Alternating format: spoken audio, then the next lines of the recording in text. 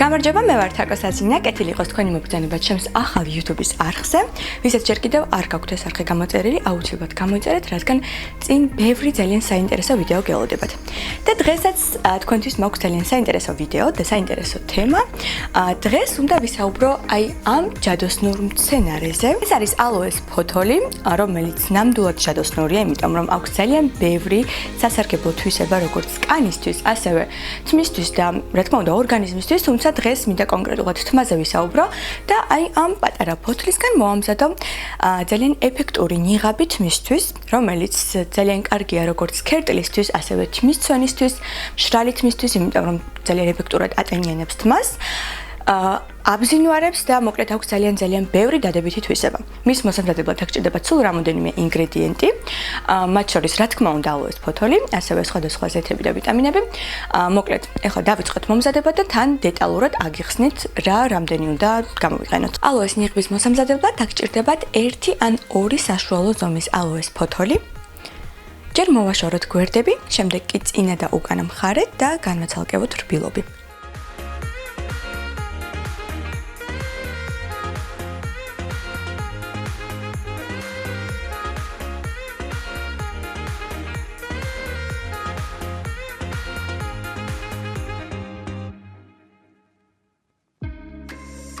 სწორედ ეს არის ის რბილობი, რომელიც დაგჭირდება დღევანდელი ნიღბის მოსამზადებლად და რომელსაც დავუმატებთ შემდეგ კიდევ სხვა ვიტამინებს.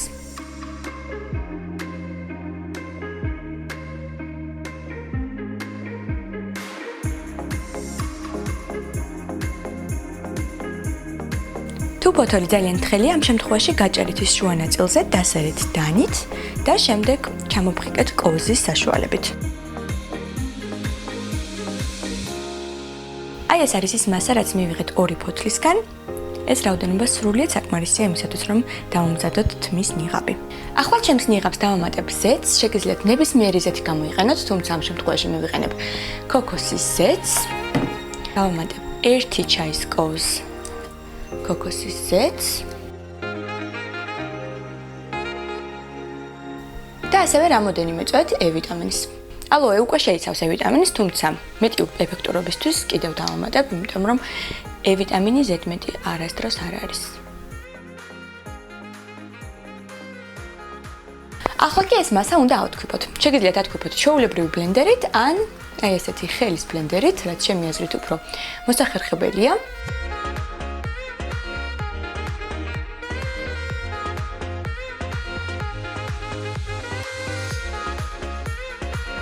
ნიღაბი უკვე მზად არის, ხრებზე აუცილებლად დავიდებ პირსახოთს, რომ არ დავსველდე, რომელიც გადამივარდა.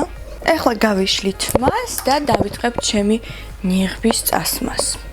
რა თქმა უნდა, წასმას დავიწყებ თმის ძირებიდან, ქერტილი არ მაქვს, თუმცა პრევენციისთვის რატომაც არა.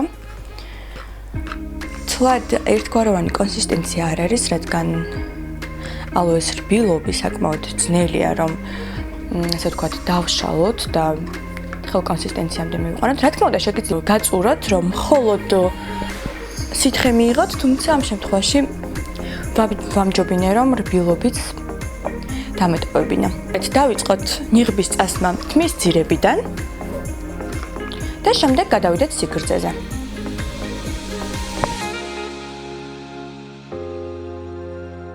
მინდა გითხრათ, რომ მას არის საკმაოდ ლორწოვანი, რაც იმას ნიშნავს, რომ როგორიც ცოტაც არ უნდა იყოს, მაინც კარგად გეყოფათ თმაზე.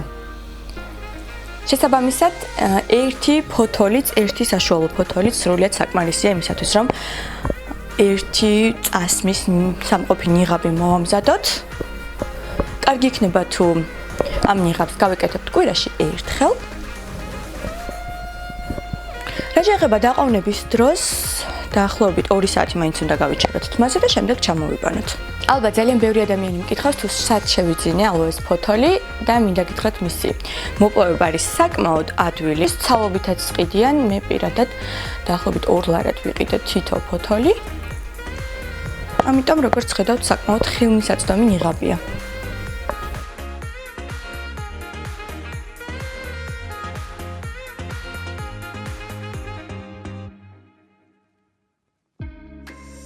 სანამ 2 საათი გავიდოდეს, მინდა ცოტა ვიჭორაო ალოეზე თქვენთან, იმიტომ რომ ძალიან ბევრი სასარგებლო და დადებითი თვისება აქვს, როგორც თმისთვის, ასევე კანისთვისაც, რადგან შეიცავს C ვიტამინს და E ვიტამინს. და როგორც ეს ძალიან მნიშვნელოვანია და ძალიან ეფექტურია ჩვენი კანისთვის. თუმცა მე პირადად ალოეს გამოყენება სახეთი არ მიყვარს, რადგან როგორც იცით, საკმაოდ მწარია და თუ პირთან მოხვდათ მოკლედ მტრისას, ასევე ვერიდები თვალის გარშემო მის მოხვედრას, ძალიან ხშირად იყენებენ ხოლმე ალოეს ზუსტად ზეთებთან კომბინაციაში მაკიაჟის მოსაშორებლად და ამბობენ, რომ ძალიან ეფექტურია. თუმცა როგორც გეკითხარით, მე მირჩევნია მის გამოყენება თმაზე.